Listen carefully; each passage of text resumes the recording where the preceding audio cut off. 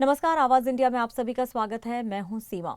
तेलंगाना के मुख्यमंत्री रेवंत रेड्डी ने बीजेपी और केंद्र सरकार की आलोचना करते हुए कहा है कि पाकिस्तान के हाथ हालिया संघर्ष से निपटने में साहस, रणनीति और पारदर्शिता की कमी दिख रही है। उन्होंने कहा कि बीजेपी युद्ध को एक राजनीतिक हथकंडे के रूप में इस्तेमाल कर रही है।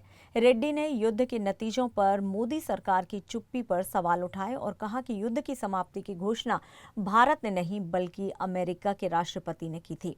उन्होंने आगे कहा कि अगर राहुल गांधी प्रधानमंत्री होते तो वो पीओके को वापस ले आते।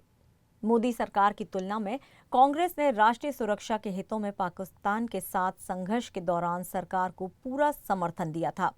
रेड्डी ने भाजपा की तिरंगा रैलियों पर भी निशाना साधा और पूछा कि क्या ये रैलियां वास्तव में पहलगांव हमले के पीड़ितों और युद्ध में शहीद हुए सैनिकों की याद में आयोजित की जा रही हैं। उन्होंने कहा कि युद्ध सिर्फ भाषण देने के बारे में नहीं है बल्कि साहस, संकल्प और रणनीति के बारे में है। బెలూచిస్తాన్ విడదీసే శక్తి నీకు లేదు, పీఓకే తెచ్చే శక్తి నీకు లేదు.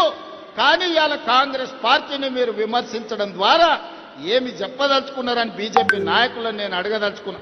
అందుకే మిత్రులారా, ఈరోజు దేశంలోనే పెద్ద కంటోన్మెంట్ మన పార్లమెంటు నియోజకవర్గంలో ఉంది.